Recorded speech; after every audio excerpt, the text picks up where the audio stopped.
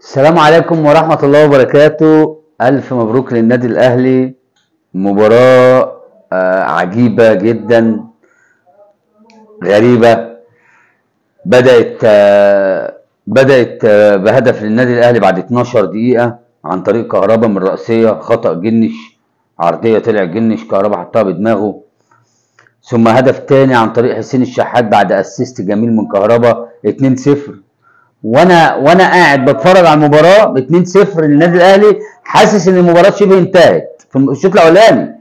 يعني انا قلت، حتى كتبت قلت النادي الاهلي خلص على المباراه بدري بدري. الشوط الثاني النادي الاهلي برضو مسيطر في كل مكان في الملعب، اطراف، عمق، في كل حته عامل استحواذ على مدار الشوط الثاني حتى الدقيقه 77. خطأ من شوبير، كرة رجعت له، ضغط عليه عمر السعيد، هدف 2-1.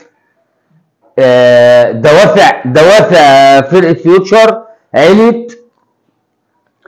بعديها بالظبط باربع دقايق تصويبه مباغته من محمد محمود، تخبط في كوكا وتغير اتجاهها تروح في ابعد نقطه، هدف تاني تعادل. يعني انا قلت يا نهار ابيض على المباراه، غريبه يعني فرقه شبه مسلمه اتعادلت مع النادي الاهلي 2-2. الشوط الثالث بقى الغريب جدا، فيوتشر طمع في المباراه وراح وضيع. الشوط الرابع بقى النادي الاهلي خلص الكلام، هدف في الدقيقه 114 في اخر 5 دقائق او 6 دقائق، هدف في الدقيقه 114 عن طريق موديست، اللي جماهير النادي الاهلي تقول له نورت يا مرحب بيك. ثم هدف عن طريق المجتهد، هدف رابع عن طريق المجتهد كريم فؤاد، شالها من فوق جنش. بصراحه لعيب جميل كريم فؤاد، وهو ده النادي الاهلي. وحش بيكسب، كويس بيكسب، ما بيفرطش في البطولات بسهوله بصراحه. ده اللي الواحد شايفه بالفعل. فنقول الف مبروك للنادي الاهلي. وكان في 3 مباريات اتلعبوا في الدوري، كان الاتحاد وفاركو. الاتحاد تقدم بهدف اول امبارح وامبارح، ناخدهم معانا بالمره. الاتحاد تقدم بهدف عن طريق عبد الغني محمد في الدقيقه 13، ثم هدف تاني عن طريق بوتينج في الدقيقه 27، وانهي الشوط الاولاني، ينتهي الشوط الاولاني 2. ثم هدف عن طريق سيف تيري في الدقيقه 51، حاولات كتير من فاركو حتى الدقيقه 84. هدف ثالث قتل المباراه من رأسية جميله خالد غندور، نجم المباراه ومان اوف ذا ماتش. والمباراه الثانيه كانت زد والداخليه يا جماعه، انا قلت من الموسم اللي فات ان الداخليه كان المفروض تنزل، بس اتوفقت في الاخر على عرض العرب، ربنا وفقهم معاهم بصراحه وقدر ان يقعد. لكن السنه دي العمليه متهيألي صعبه.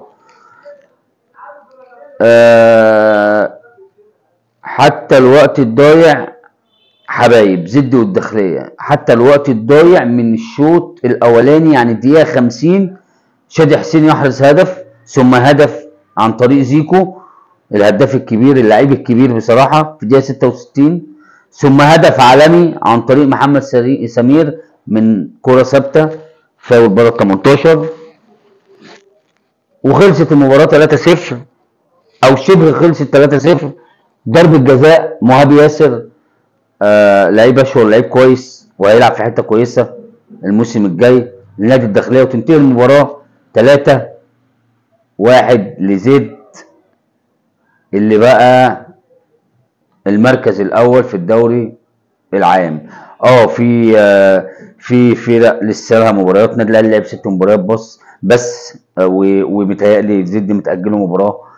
بس حاجه كويسه لفرقه زد ان هم يبقوا المركز الاول في الدوري بعد 9 اسابيع. يعني يعني ايه، ترفع من معنويات لعيبه زد وجهازهم الفني وادارتهم بشكل كبير. ثم سموحه طلائع الجيش، هدف لسموحه في الدقيقه 30 من ضربة جزاء عن طريق حسام حسن، مشكوك فيها، انا شايفها مش ضربة جزاء، وراح للفار او ما راحش للفار، الفار اكد له ابراهيم نور الدين. والشوط الثاني سموحه افضل هجوميا، ثم حسين فيصل، وتقدر سموحه تحصد هدف عن طريق حسين فيصل. حسين فيصل اهدر في الشوطين، تقدر سموحه تحصد المباراه ثلاث نقاط بهدف واحد من ضربه جزاء، يمكن ما عملش غيره، ضيعه. مصطفى البدري لما نزل حرك الدنيا شويه، حط لحسين فيصل اسيستين ما توفقش فيهم، ضيع الاثنين. ويقدر سموحه بهدف فقط ان يخرج بالفوز بثلاث نقاط على طلائع الجيش. وبكده يبقى اتلعب 5 أسابيع، 5 مباريات من الاسبوع التاسع، ولسه طبعا في مباريات مؤجله للنادي الاهلي، ومباريات مؤجله للفيوتشر، ومؤجله للسيراميكا والبيراميدز، الناس الاربعه اللي كانوا بيلعبوا. فهم ال5 مباريات دول ان شاء الله في باقي الاسبوع المؤجلات متهيألي هتتلعب كمان يومين 3، نتفرج عليها ان شاء الله باذن الله، ونفرح حضراتكم بيها ان شاء الله، ونشوف حضراتكم على خير. السلام عليكم ورحمه الله وبركاته.